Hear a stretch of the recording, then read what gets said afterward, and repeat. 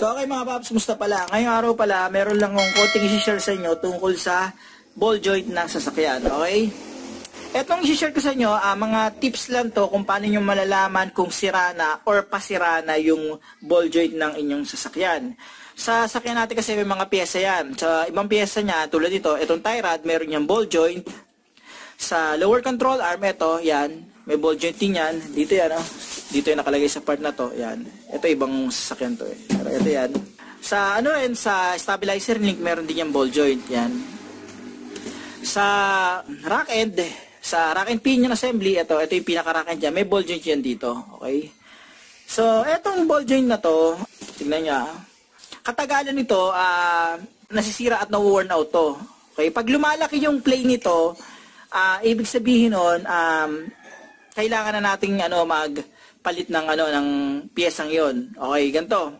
May mga diskarte diyan na ginagawa.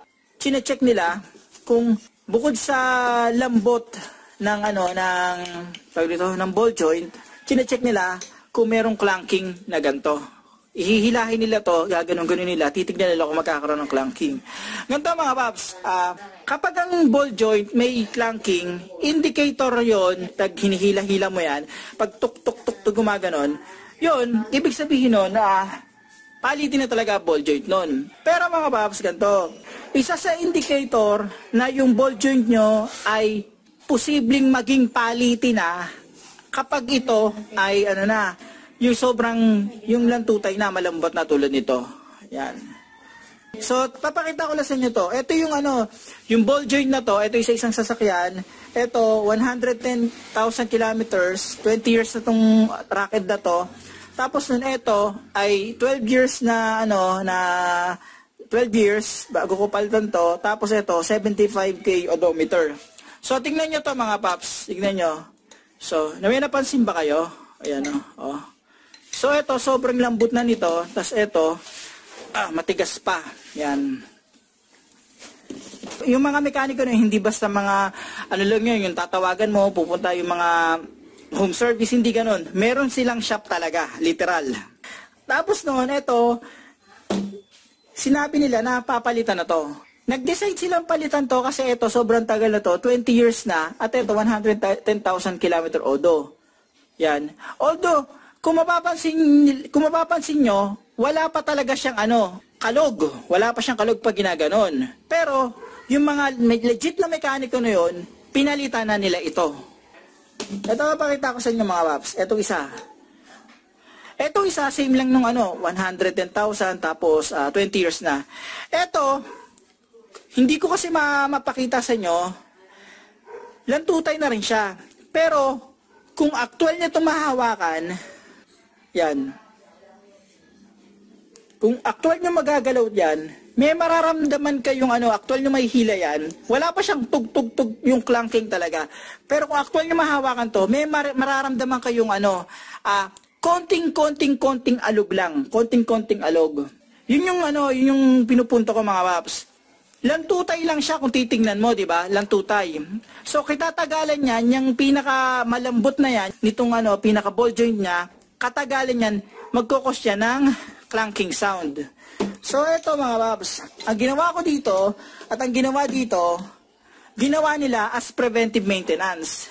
Although, hindi pa naman talaga completely 100% nasira ito, hindi pa talaga tok-tok-tok, hindi pa ganon.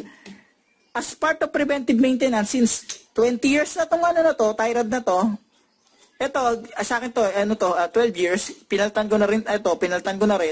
Ito, as part of preventive maintenance, since 20 years na to, sa mga susunod na mga panahon, ginagamit lalaki yung play niya at kakalog yan. So, ibig ko sabihin dito mga paps, kahit sabing ganyan lang siya lang tutay, nagsisimula na yan mga paps. Nagsisimula ng lumaki yung play niyan hanggang umalog na to mga paps.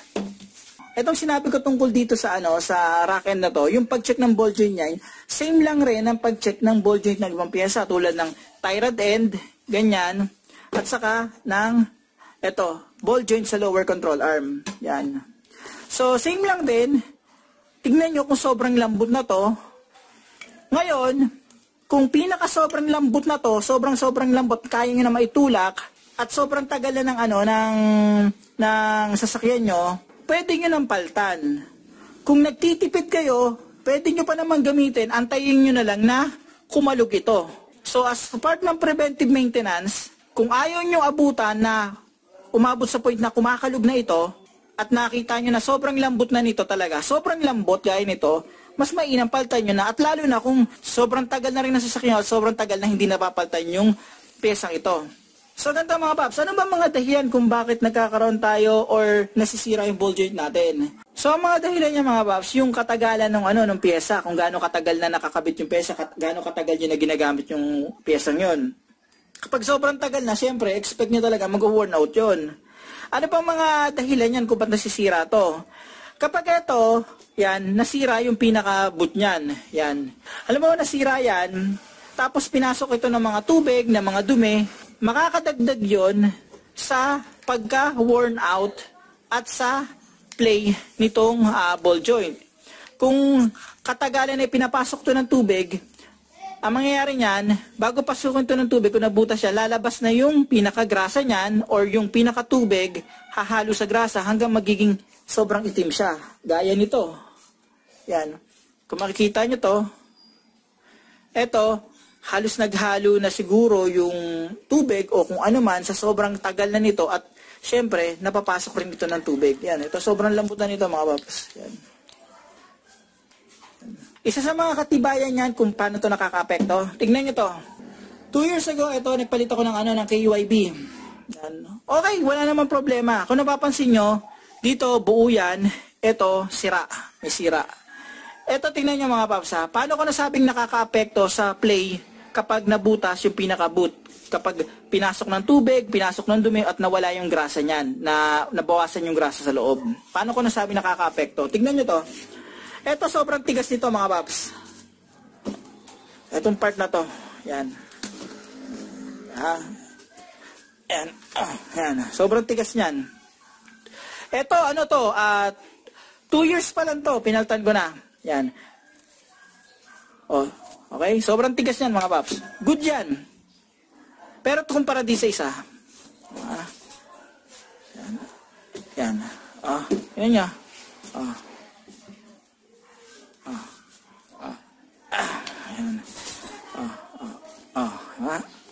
Diba? Kung mapapansin nyo, eto matigas, etong isang to. Etong isa, malumbot na. So, bakit lumambot na to? Ito dahilan niya mga paps. Bumilis yung niya, yung wornout niya at medyo lumuwag siya dahil nabutas to. Kumbaga, yung mga grasang nasa loob natanggal at posible rin na napasukan to ng ng mga tubig. Yan. Yan. Kita naman yan dito. Mabutas oh. Ngayon mga paps, ganito. Kung magpapacheck kayo, sasabihin nila kasi na na ganito na, oy malambot na yan, palitin na yan. Ganito. Isipin nyo rin kasi na minsan, baka mamaya, as part lang ng preventive maintenance, yan, kaya gustong nilang palitan yung pinaka-pyesa. Isipin nyo rin kung halimbawa na yung pyesang yon, sinabi ng mekaniko sa inyo na palitin na yan at sobrang lambot na at yung pyesang yun umabot na ng 20 years gaya nito, siguro naman na yun, deserving na ng pyesa para mapalitan ito. Pero kung sinasabi nila ay pwede pa yan, nagbase sila kasi hindi pa ito kumakalog.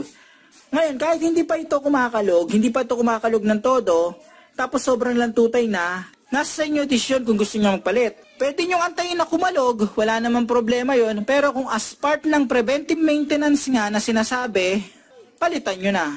So paano mga paps, hanggang dito lang yung video ko. Sana itong video na to nakatulong to kung paano i-check kung kailangan na bang palitan ang ball joint or ang part na may ball joint sa ating sasakyan, okay? So paano mga paps, maraming salamat sa inyo.